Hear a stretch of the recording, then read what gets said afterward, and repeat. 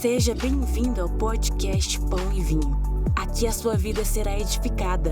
Para saber mais sobre a nossa família, acesse nossas redes sociais, @Pão e Vinho Ministério.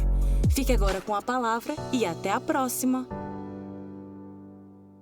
Abra sua Bíblia comigo no livro de 2 Samuel, capítulo 7. 2 Samuel, lá no comecinho da Bíblia, capítulo 7. E eu vou ler alguns textos antes, e eu queria que você se ligasse naquilo que o Espírito Santo quer falar conosco hoje.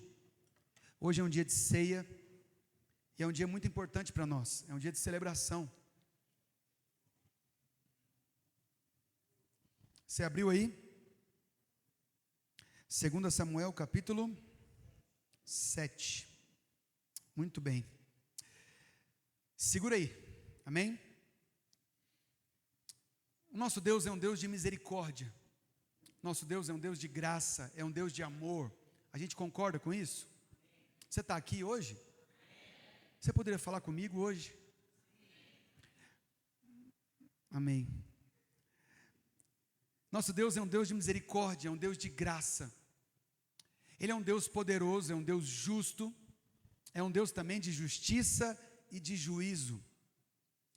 Mas a palavra do Senhor, ela é tão verdadeira, ela é tão real, ela é tão viva, que eu queria te dar um conselho quando você estiver lendo a palavra. Eu tenho essa mania de buscar ao Senhor e sua palavra, e eu sempre tenho a mania de buscar a Deus e a sua palavra para mim.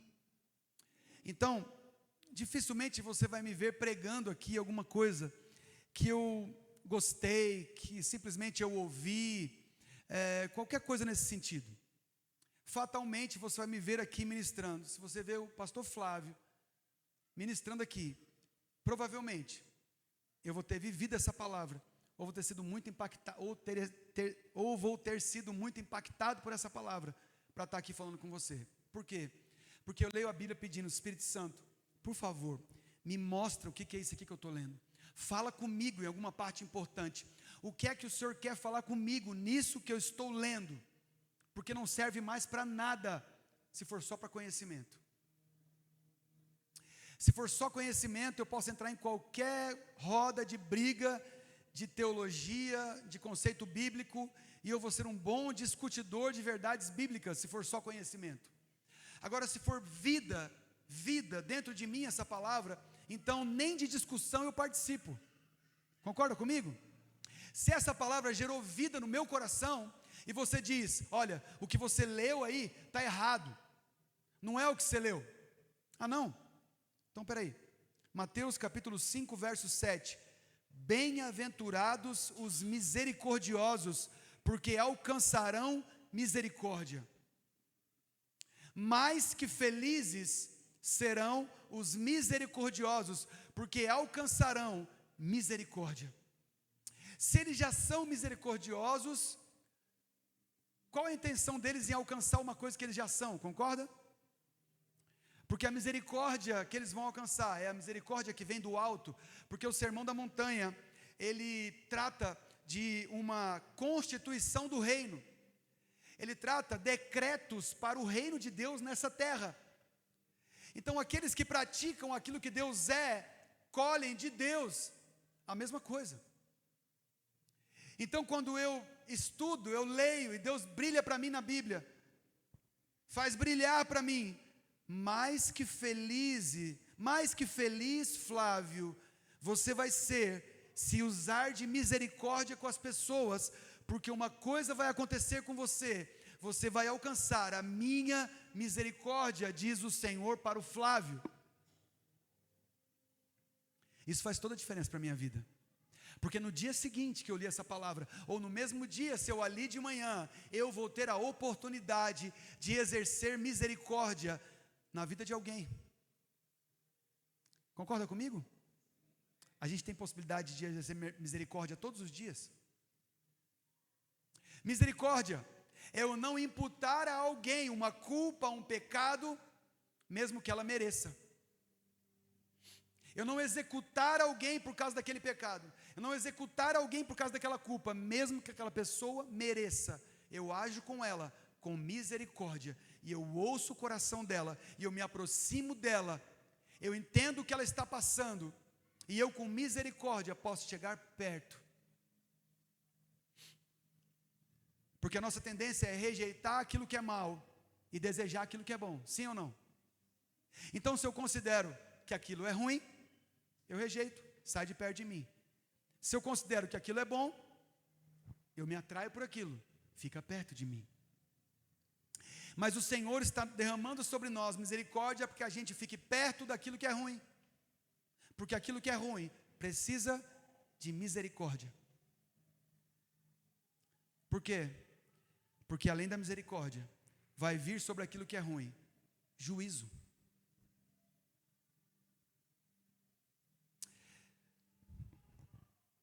Vou continuar. Lucas capítulo 6, verso 32, 34 e 36. Diz assim: se amais os que vos amam, qual é a vossa recompensa? Porque até os pecadores amam os que os amam. E se emprestais àquele de quem sabeis e esperais receber, qual é a vossa recompensa? Também os pecadores emprestam aos pecadores, para receberem outro tanto. Amai, porém, os vossos inimigos, fazei o bem e emprestai, sem esperar nenhuma paga. Meu Deus, será grande o vosso galardão, será grande o vosso presente, será grande a vossa recompensa, e sereis filhos do Altíssimo. Pois Ele é benigno até para com os ingratos e maus. Espera aí, o meu Deus, Ele é benigno com quem é ingrato. Meu Deus é benigno com quem é mau. Sede misericordiosos, como também é misericordioso o vosso Pai. Presta atenção aqui, essa palavra é para mim e para você. Amai os vossos inimigos, fazei o bem, emprestai sem esperar nenhuma paga, será grande o vosso galardão, e sereis filhos do Altíssimo. Peraí, Lucas, peraí. João escreveu, depois de você, João escreveu, e disse que eu recebi o poder de ser chamado filho de Deus, a saber, aqueles que creram no nome dEle, e eu creio no nome dEle. Eu já sou filho de Deus, já sou filho do Altíssimo, eu não preciso exercer nada para ser filho de Deus, basta eu crer. É verdade isso? É verdade. Mas esta palavra aqui, ela está dizendo que quando fazemos isso, manifestamos a nossa filiação. Quando nós somos misericordiosos, nós manifestamos que somos filhos. Sabe quando vocês são filhos de verdade? Quando vocês manifestam isso. Quando vocês são. Quando vocês agem. Quando vocês se relacionam.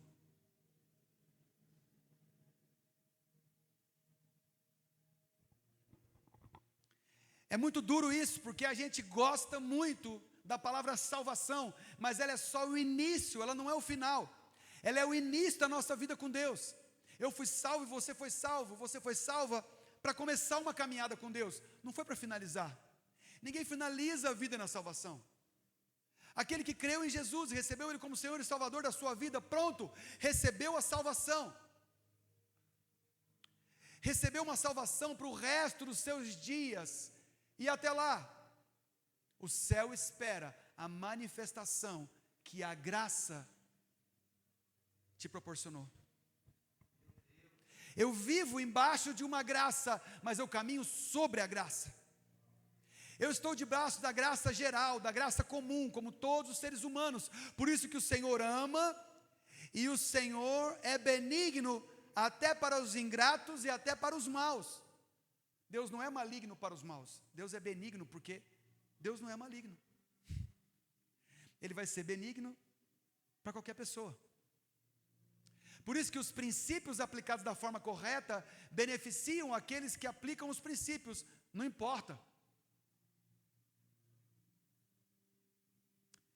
E Deus te chamou para ler uma palavra e falar assim: Senhor, por favor, me ajuda a viver essa palavra. Se o Senhor é benigno, ou seja, o Senhor faz o bem, o Senhor age com bondade. Se o Senhor age com bondade, até com ingratos e maus, por que eu não faço isso? Por que eu retribuo maldade com maldade? Por que eu retribuo ira com ira?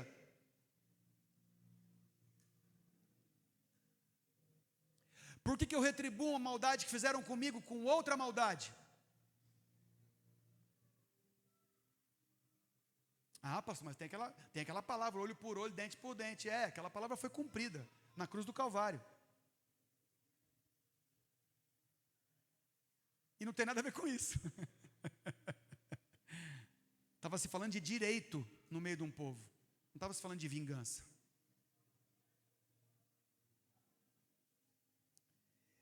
E aí eu e você, vamos lá para o texto que está em 2 Samuel capítulo 7. Que é exatamente aonde Deus fez, brilhou para mim. E eu fico sozinho fazendo umas perguntas para ele. E às vezes eu falo, eu não saio daqui se o Senhor me falar. Fico aquele trem na minha cabeça, martelando, volta aquele texto. Eu escuto de novo, e volta aquele texto. Eu pego em outra versão, pego em outra língua. Eu fico escutando. Fico lendo. O que o Senhor quer falar aqui? Brilhou. O que o Senhor quer falar aqui?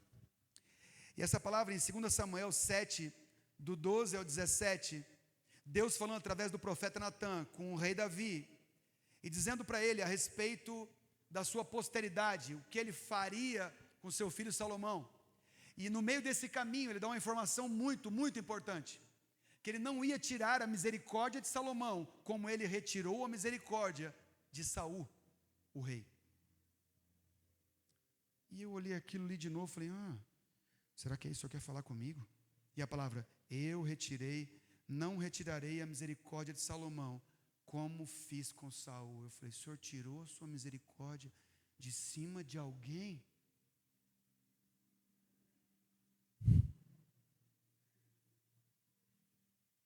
O Senhor tirou a sua misericórdia de cima de alguém?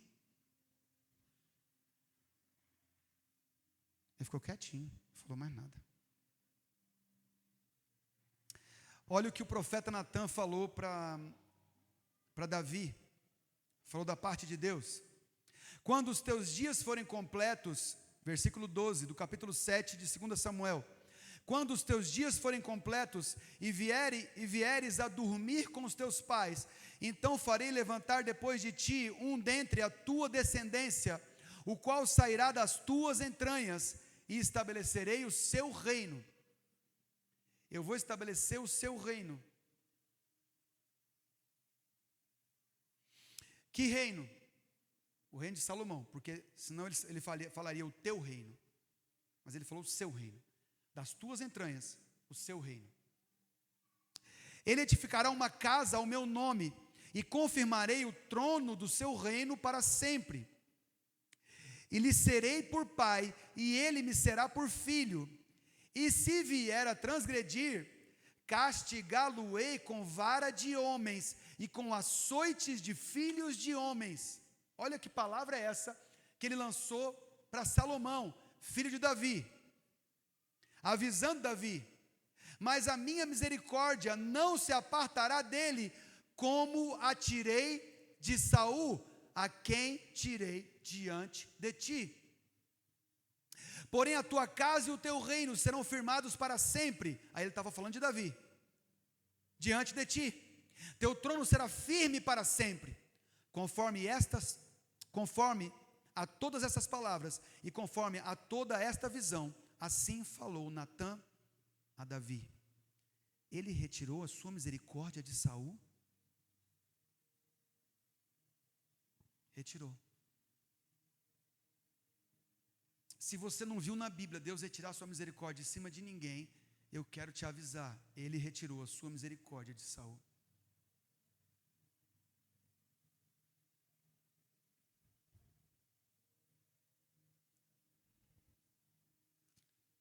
Lá em 1 Samuel, Saul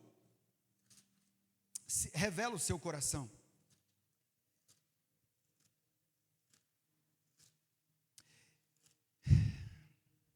Eu estava num culto ontem, e no meio da adoração, eu não estava aqui na nossa igreja, eu estava em outra igreja, então é tudo diferente da gente.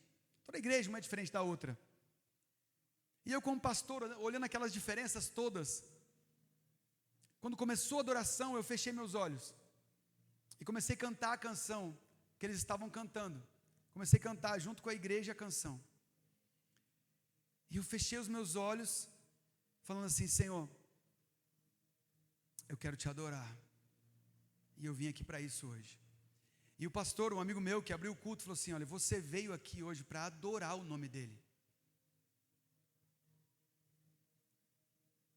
E enquanto eu fechei os meus olhos, numa igreja com um modelo diferente da nossa, uma maneira de se movimentar diferente da nossa, eu fechei os meus olhos e comecei a cantar a canção que eles estavam cantando.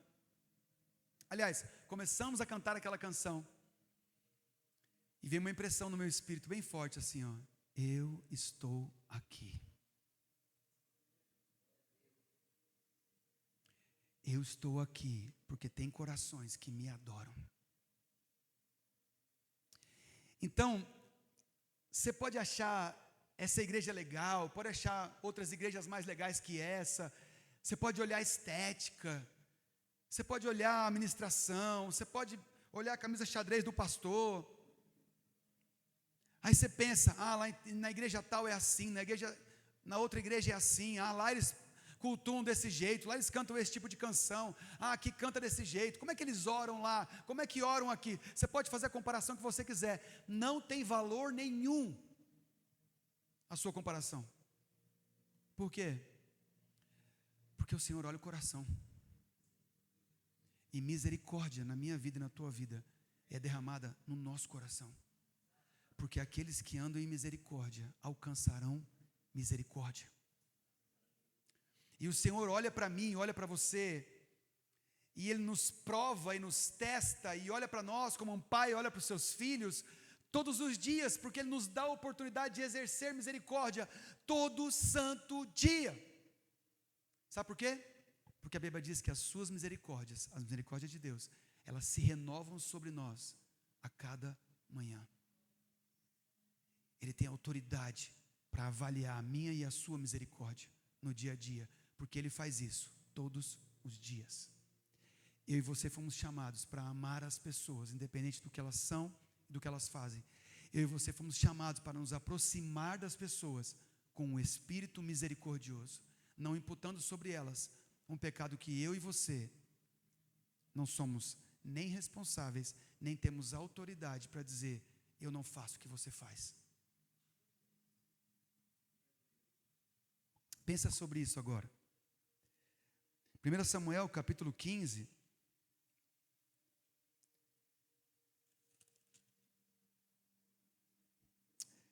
Samuel desobedece a Deus numa ordem clara de Deus, e Deus honra as guerras do seu povo, como honra as suas guerras diariamente. Mas guerras diante de Deus exigem fidelidade. Você viu hoje aqui, eu achei legal o Isaac falando, mas achei legal também porque pegou o que o Zé começou aqui. Eu liguei as duas coisas hoje, achei bem proposital de Deus. As duas coisas foram faladas aqui hoje no início do culto, e achei muito legal também durante a adoração, uma adoração muito focada no trono. E você presta atenção como nas suas lutas, o Senhor que está presente, Ele quer falar com você e te dar direções no meio das lutas, e as direções de Deus estão baseadas na sua misericórdia, na sua justiça e no seu juízo. E o Senhor Jesus te salvou pelo amor de Deus, Deus Pai, que te amou antes da fundação do mundo, e enviou o seu Filho para derramar seu sangue por você. Jesus, a Bíblia diz, é nosso intercessor eterno, Ele está à direita de Deus, e Ele continua trabalhando. Jesus não está descansando, Ele é o meu e seu intercessor à direita de Deus. Pensa sobre isso. Então, no meio das nossas lutas, das nossas batalhas, por isso que você lê o Velho Testamento pensando: o Velho Testamento é coisa para não sei o quê, o Novo é para não sei o que lá, eu fico com o quê? Bíblia é Bíblia de capa a capa. Ah, mas no hebraico está melhor. Está melhor, mas você tem um hebraico que sabe ler em hebraico? Não. Então, fica com isso aqui que está na sua mão. Mas entenda, isso aqui que veio para a nossa mão pode ser mais estudado? Pode. Pode ser mais, você pode entrar mais? Pode. Você pode buscar conceitos originais? Pode. Deve. Mas escuta uma coisa, misericórdia é misericórdia. Obediência é obediência. E os princípios estão de capa a capa. E eu e você fomos chamados para ler a palavra de Deus e praticar princípios de capa a capa. Não é para sermos religiosos e pegarmos essa capa a capa e julgarmos os outros. Não é para isso. Você não senta com alguém com a Bíblia na mão para julgar essa pessoa. Você senta perto de alguém com a Bíblia na mão para ministrar sobre ela o amor e a misericórdia de Deus. Amém? É para isso que serve isso aqui. Porque o julgamento não pertence a mim, a você, mas o alertar, o abrir os olhos, o penetrar no coração com uma palavra viva, ó, tem muito a ver comigo e com você, muito. E essa história de Saul sai para uma guerra e Deus fala claramente através do profeta: não traga nada, mata todo mundo, não traz nada na mão.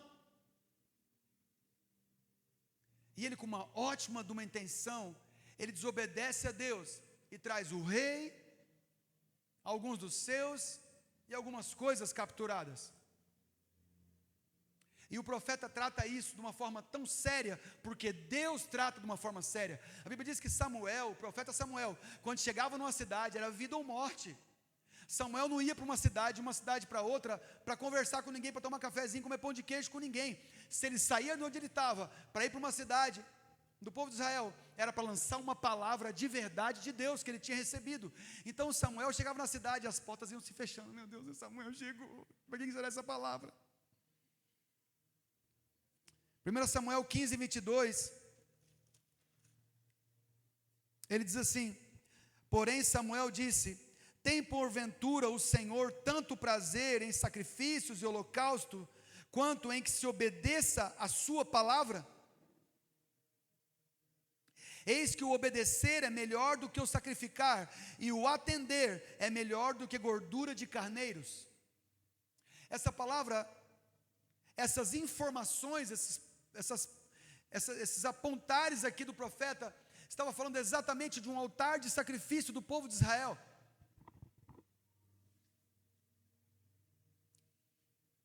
E o Senhor recebia no altar a gordura dos carneiros. O Senhor recebia no altar os holocaustos, os sacrifícios. Mas o que ele estava dizendo é que qualquer sacrifício que fizermos, que não seja baseado em obediência, vai ser só religião, e ele não aceita.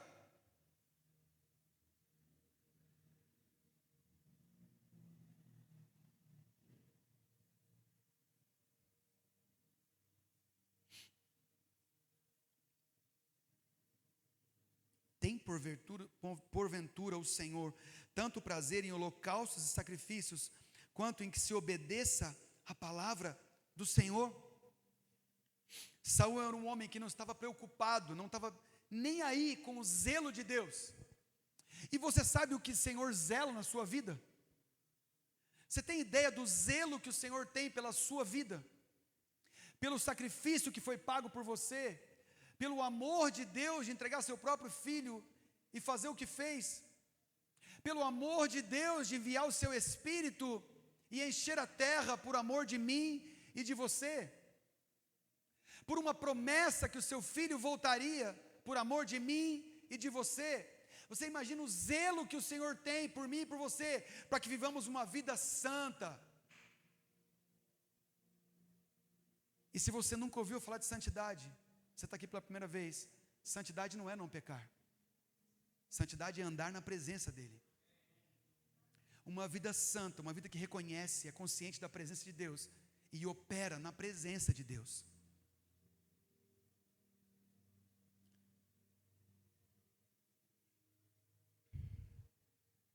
Saul não estava preocupado com o zelo do Senhor, ele estava preocupado com a sua própria imagem diante dos homens, e ele trocou uma verdade por uma estética.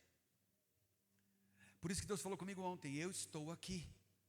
Porque esteticamente nós somos diferentes, mas os corações estavam quebrantados ontem à noite naquele lugar. Porque o Senhor não está nem aí para a estética. Nem aí. Ele está preocupado com o que está dentro de você e como o que está dentro de você está saindo de você. Como que as pessoas são impactadas pelo que Ele depositou dentro de você. Escute, quando você creu em Jesus como Senhor e Salvador da sua vida, o Espírito do Cristo ressurreto veio habitar dentro do teu espírito, do meu espírito. Ele depositou o Espírito do seu Filho dentro de mim e dentro de você. E qual é a expectativa dos céus com relação a mim e a você? É que o Filho se manifeste através do Espírito.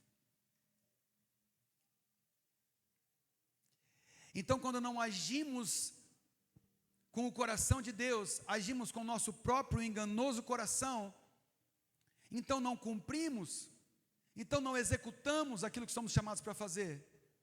E eu não estou falando de obra de Deus nesse palco aqui, nesse púlpito aqui, nesse prédio aqui. Eu estou falando de obra de Deus na vida. Deus tem uma obra na sua vida. Sabe qual é o foco? Não é a sua vida. São as outras pessoas que precisam da misericórdia dEle, que está depositada dentro de você. Só um amém, um amém. Obrigado.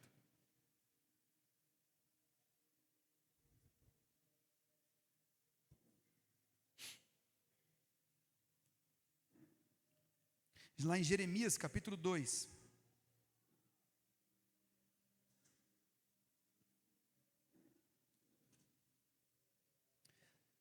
Só para te dar uma referência daquilo que Saul fez, quando preferiu ser exposto diante do povo, porque Saul falou para Samuel assim, ei, vamos comigo ali, vamos sacrificar a última vez, tá bom, Deus não aprovou, me tirou, já me destituiu, tudo bem, mas pelo menos diante do povo e dos meus homens, me deixe ali sacrificar. Essa é a história, depois você leia lá, em 1 Samuel 15, mas ele era um rei, pecou diante de Deus, porque desobedeceu, o profeta vem e diz para ele assim, ó, Deus derrubou você. Ele, não, tudo bem, deixa eu só sacrificar então, pelo menos para o povo me ver bem. Porque ele estava preocupado com a estética e não com o zelo de Deus. E olha o que Deus fala em Jeremias capítulo 2, a respeito do povo de Deus. Jeremias 2, a partir do verso 13, ele diz assim, 12, espantai-vos disso, ó céus, horrorizai-vos, ficais estupefatos, diz o Senhor. Ele está dizendo, céu, mundo espiritual, olha o que esse povo está fazendo. Porque dois males cometeu o meu povo. O primeiro, a mim me deixaram, eu sendo um manancial de águas vivas. Eles cavaram para si, segundo, cavaram para si cisternas rotas, cisternas que não retêm água. Homens que trocaram, mulheres que trocaram a presença de Deus, que é um manancial de águas, e passaram a agir por si mesmos, e cavaram poços que não retêm água.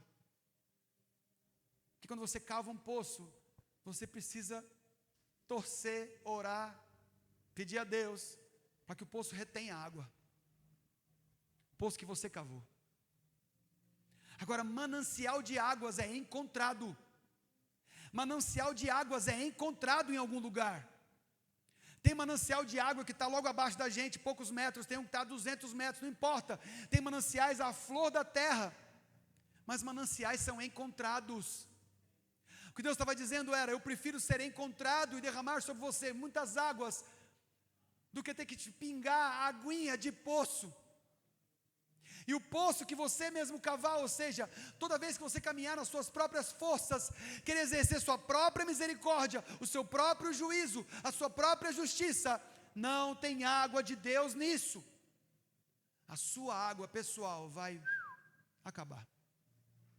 Deus te chamou para beber das águas dele e distribuir das águas dele.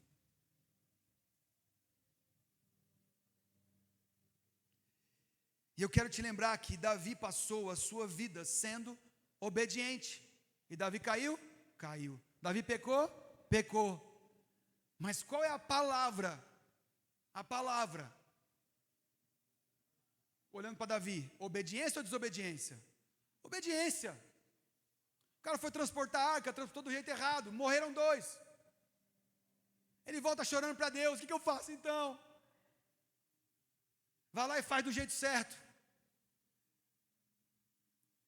Está trabalhando para os filisteus, fugido de Saul, vai para uma guerra, deixa a família sem ninguém cuidando, pega todos os homens e vai para a guerra, vacilou, deixou a cidade desguarnecida, os amalequitas vieram, queimaram a cidade e levaram todo mundo lá em Ziklag, a hora que ele volta, errei, pequei contra o Senhor, errei, meu Deus, Senhor, o que é que eu faço?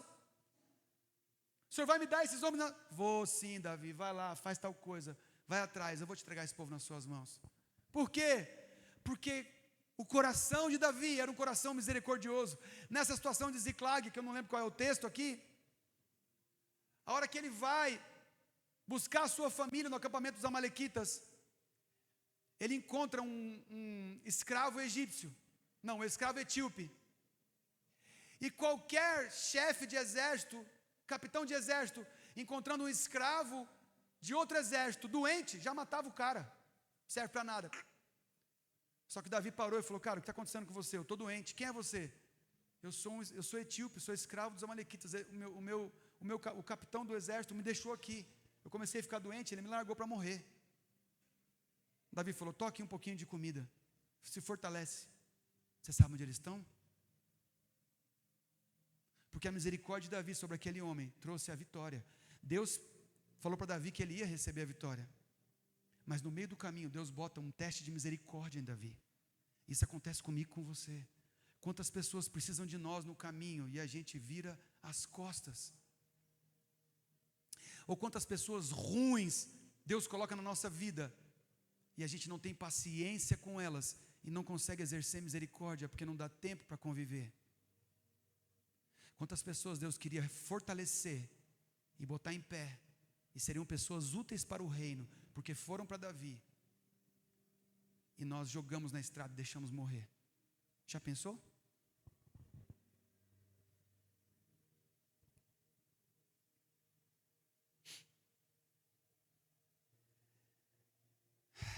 Davi passou a vida sendo obediente, tendo misericórdia de quem Deus tem misericórdia, e também não tendo de quem Deus não tem. Davi foi obediente nas batalhas, derramou muito sangue e não teve misericórdia do inimigo. Mas para aqueles que o Senhor teve, ele também teve. Ele não pôde construir a casa de Deus por causa do sangue derramado por suas mãos, mas Deus nunca disse que o sangue que Davi derramou com as suas mãos era sangue inocente. Não sei se vocês conhecem bem esse texto, mas aquele texto que eu estava lendo ali, 2 Samuel 7, Deus está conversando com Davi, dizendo para Davi, você não vai poder construir o templo que você quer construir para mim. O seu filho Salomão vai construir, porque as suas mãos derramaram muito sangue nas batalhas. A sua mão é cheia de sangue de gente. Eu te levei para esse lugar, mas eu preciso que uma mão limpa construa o meu templo.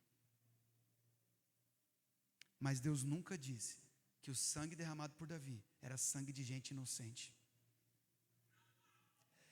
Quando Davi agiu fora da presença dele, não sei se vocês lembram desse texto, Davi e Batseba, Davi, em vez de sair no tempo que os reis iam à guerra, Davi resolveu ficar no palácio, escutou a conversa dos seus guerreiros.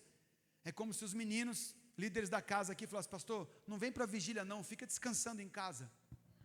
Nós vamos vir aqui orar, você fica descansando em casa, está precisando descansar. E o argumento deles era forte. Eles disseram para Davi, rei, não venha para a batalha, o senhor não pode morrer, o senhor não pode se desgastar, porque senão a luz de Israel vai se apagar.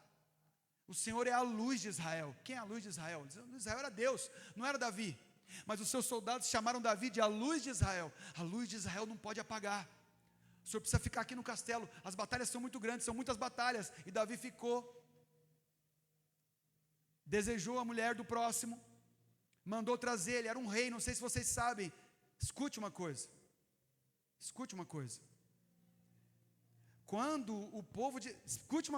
quando o povo de Israel pediu para Deus um rei, ele disse para Samuel: conta para o povo que está querendo um rei, o que um rei pode fazer. E sabe o que o rei podia fazer? Pegar qualquer mulher de qualquer um e trazer para o palácio e falar: essa mulher é minha. E Deus me lembrou aqui. Sabe qual foi o problema de Davi? É que Davi estava no lugar errado fazendo isso.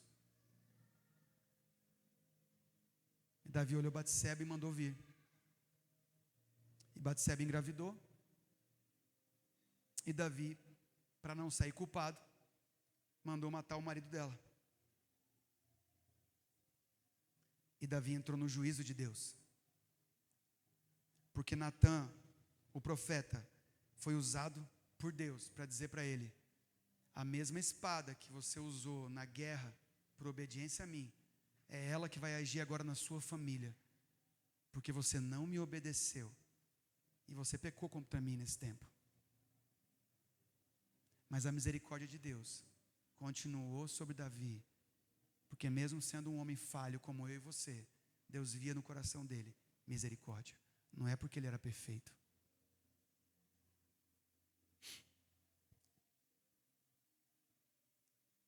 Quando mandou matar Urias, ele colheu os frutos em sua própria descendência. A espada que ele usou por obediência entrou em juízo contra a sua família, por causa da desobediência, só porque ele estava no lugar errado. A espada entrou como juízo na posteridade de Davi, mas a misericórdia não foi retirada, tudo por causa de um coração misericordioso. Se você continuar lá, for comigo para 2 Samuel 15, é uma situação muito difícil. 2 Samuel 15 é Davi fugindo do próprio palácio, fugindo do seu próprio filho. Olha as situações por causa de um pecado. Olha as situações por causa de um vacilo. Olha as situações por causa de um lugar errado. Escuta isso aqui. Escuta isso. Presta muita atenção. Deus deu uma palavra para Davi dizendo: a espada não se apartará da sua família. Homens pegarão as suas mulheres agora. Quando Absalão, Davi saiu correndo, fugiu do palácio, porque ele entendeu que Deus estava querendo que ele fizesse isso. Quando ele sai correndo do seu filho para não ser morto por Absalão, a Bíblia diz que os conselheiros de Absalão falaram: nós vamos botar uma tenda no pátio e você vai dormir com todas as mulheres do seu pai. E Deus tinha falado para ele: outros homens dormirão com as suas mulheres.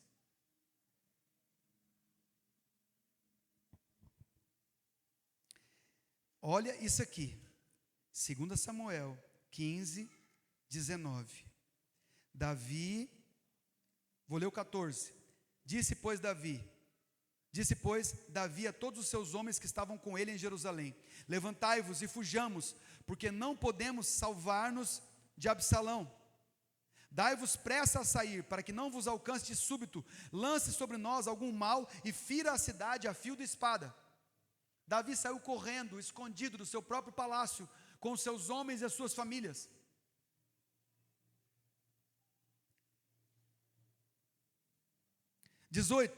Todos os seus homens passaram ao pé dele, também toda a guarda real e todos os geteus, 600 homens que seguiam de Gate, passaram adiante dele.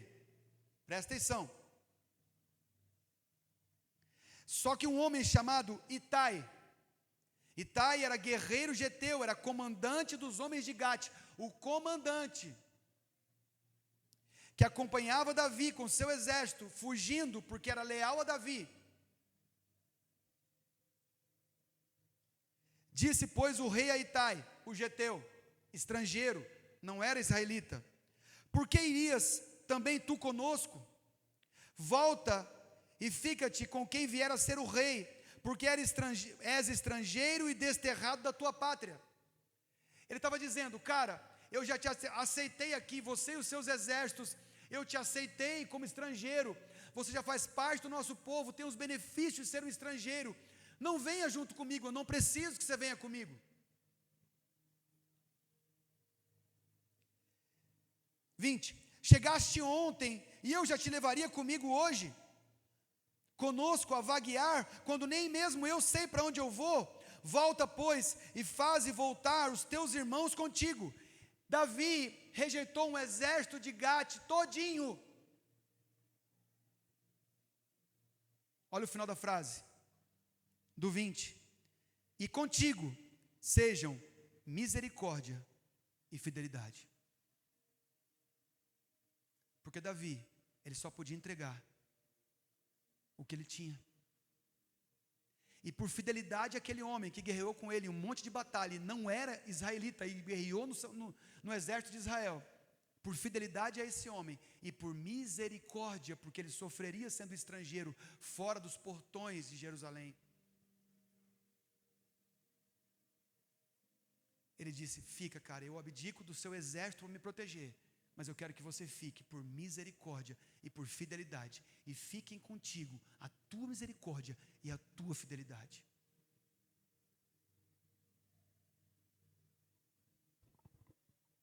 Eu quero muito que o Senhor fale contigo hoje, você que está aqui como eu, e de alguma forma não tem agido com misericórdia com alguém, mesmo que essa pessoa seja muito má.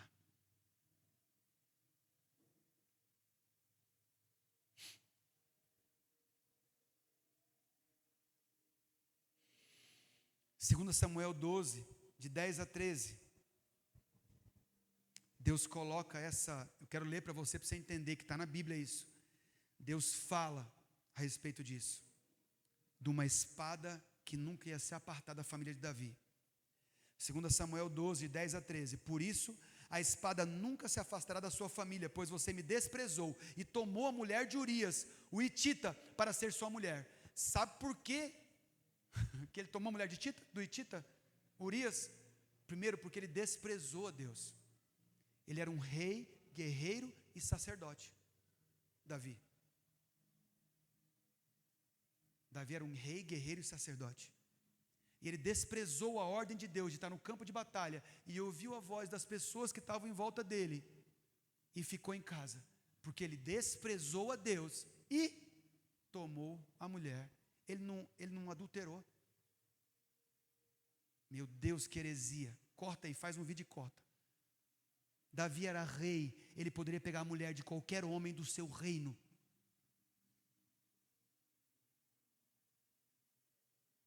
Mas Davi adulterou, porque ele estava fora do lugar onde Deus queria que ele estivesse. Porque o Davi como rei, e dentro da vontade de Deus, ele era rei para fazer o que ele quisesse, dentro da vontade de Deus. Mas ele saiu do lugar da vontade de Deus, e aí o direito dele de tomar a mulher de qualquer habitante de Jerusalém se tornou em pecado. Assim diz o Senhor, 11, 2 Samuel 12, 11. Da tua própria família trarei desgraça sobre você. Tomarei as suas mulheres diante dos seus próprios olhos, a darei a outro, e ele se deitará com elas em plena luz do dia. Foi o que Absalão fez depois. Você fez isso às escondidas, Davi, mas eu farei diante de todo Israel a plena luz do dia. Você não mandou buscar a mulher do cara e se deitou com ela? Vão deitar com as suas mulheres em plena luz do dia. E então Davi disse a Natã: pequei contra o Senhor. E Natã respondeu: o Senhor te perdoou do seu pecado, você não morrerá. A mesma espada de autoridade que representa a obediência também entra em juízo, representando a desobediência. Mas a Bíblia diz que a misericórdia de Deus excede a sua justiça por causa da minha obra e da tua obra de fé. E eu queria quase finalizar, e você abrisse comigo aí em Tiago capítulo 2, verso 13. O livro de Tiago, no capítulo 2, no verso 13. Estou quase terminando. Aliás, eu preciso terminar.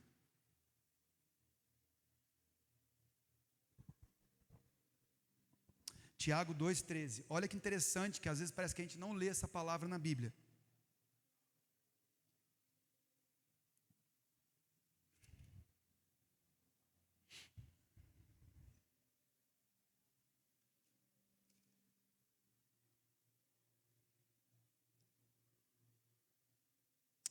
Tiago 2,13. Porque o juízo é sem misericórdia para com aquele que não usou de misericórdia. A misericórdia triunfa sobre o juízo. O juízo pode vir com misericórdia ou sem misericórdia, segundo a palavra de Deus, aqui em Tiago capítulo 2, no verso 13. E Deus tem juízo para mim e tem juízo para você. É isso que diz a palavra. E nós seremos julgados no dia do juízo. E no dia a dia, pode crer também. Porque Deus é justiça e juízo. E também é misericórdia. E antes de tudo, Ele é amor. Escute, porque continua. Porque o juízo é sem misericórdia para com aquele que não usou de misericórdia. A misericórdia triunfa sobre o juízo. Meus irmãos, qual é o proveito se alguém disser que tem fé, mas não tiver obras? Pode acaso semelhante fé salvá-lo? Se um irmão ou uma irmã estiver carecido de roupa e necessitado de alimento cotidiano, e qualquer dentre vós lhe disser: ide em paz, aquecei-vos, fartai-vos, sem contudo lhes dar o que é necessário para o corpo, qual é o proveito disso? Assim também, a fé, se não tiver obras, por si só é morta. Misericórdia é demonstrada através da minha e da sua fé. Eu e você temos oportunidade todos os dias de exercer misericórdia com pessoas que precisam de misericórdia. Todos carecem da graça de Deus, porque foram destituídos dessa graça. Misericórdia está dentro do âmbito da graça de Deus, porque eu fui salvo, porque eu fui tirado do lamaçal de pecados, transportado para o reino do Filho do seu amor, Jesus Cristo. O reino de Cristo entrou na minha vida. Por causa disso, eu estou debaixo de uma unção, de uma graça, mas também caminho através dela, e por causa disso, desfruto de misericórdia, justiça e juízo, todos os dias. Não pensa que se agirmos de qualquer jeito, todos os dias, no final, 1 mais 1 vai dar 2. Vai dar não. A conta é diferente. Você está achando que a matemática do homem é a matemática de Deus? Está vacilando. Porque misericórdia, justiça e juízo é uma vida para mim e para você, todos os dias.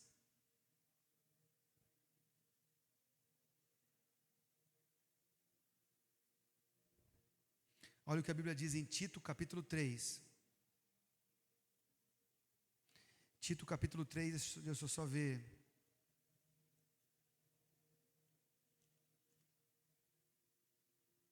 Logo no comecinho, diz assim: lembra-lhes que se sujeitem aos que governam, às autoridades.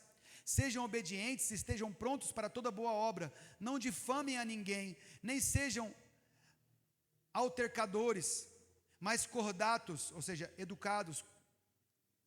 Ajam com cordialidade, dando provas de toda cortesia para com todos os homens. Pois nós também outrora éramos nécios, loucos, desobedientes, desgarrados, escravos de toda sorte de paixões e prazeres e desejos, vivendo em malícia e inveja. Nós éramos odiosos e odiando-nos uns aos outros. Quando, porém, se manifestou a benignidade de Deus, nosso Salvador, Jesus Cristo, e o seu amor para com todos, não por obras de justiça praticadas por nós, mas segundo a sua misericórdia, Ele nos salvou mediante o lavar regenerador do Espírito Santo, que Ele derramou sobre nós ricamente, por meio de Jesus Cristo, nosso Salvador, a fim de que, justificados pela graça, nos tornemos seus herdeiros, segundo a sua herança da vida eterna. Eu só estou aqui hoje, você está aqui hoje, por causa de uma misericórdia que foi derramada por nós, não é pelos nossos atos. Atos de justiça, eles são uma simbologia, são uma prova, é o dia a dia de que eu recebi misericórdia. Então eu posso agir com atos de justiça, mas eles não me justificam para a salvação, porque eu já fui salvo por misericórdia. Atos de justiça me levam para o reino. Então, conversando com um mestre, eu anotei 2 frases que ele falou.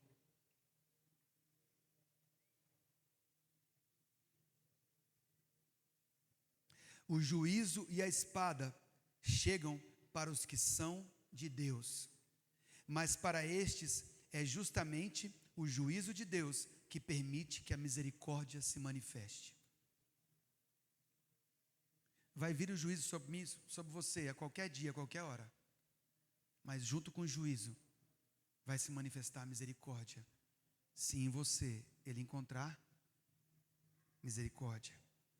Então, quem é de Deus não deve temer o juízo de Deus, e sim desejar o juízo de Deus, pois é um sinal de que a misericórdia não se afastou de nós.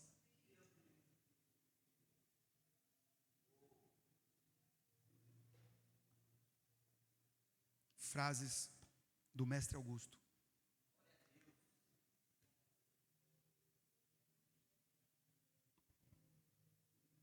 Dia bom para cear, não é?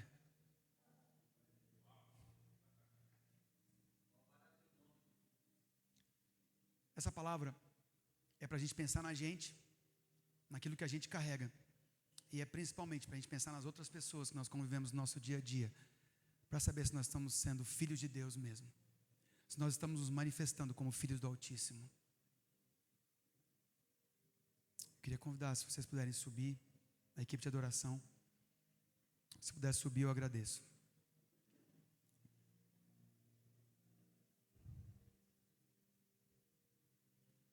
Agora aqui, sem emoções, sem colocar as emoções para funcionar. As emoções são de Deus, elas são muito boas. Muitas coisas que Deus fala conosco, Ele usa nossas emoções. Então não vamos endemoniar, nem almatizar nossas emoções para dizer que elas não são de Deus. Elas são sim de Deus. Mas presta atenção aqui. Essa palavra vem hoje ao meu e ao seu coração, para nós medirmos a nossa porção de identificação, de reconhecimento da misericórdia de Deus em nós.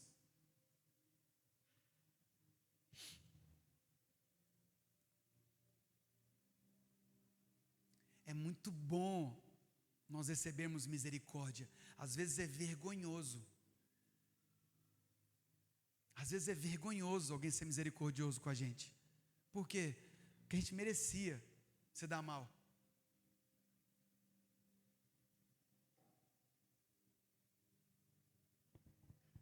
E aquele que exerce misericórdia não libera o outro dando um chute no traseiro.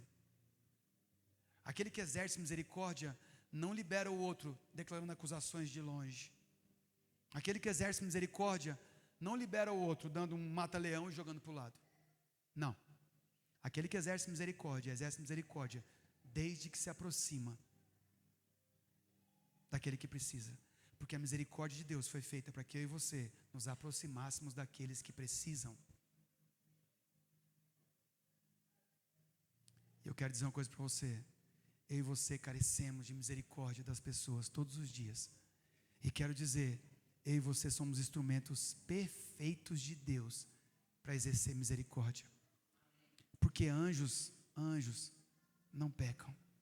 Aqueles que pecaram já pecaram na eternidade. Os anjos que eu estou falando, os de Deus, eles não pecam.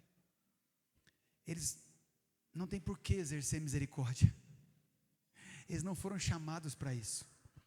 Mas eu e você fomos chamados para manifestar a nossa filiação. Eu e você fomos chamados para ser reconhecidos como filhos do Altíssimo. E isso acontece quando exercemos misericórdia. Amém? Eu queria te convidar você a se levantar do seu lugar.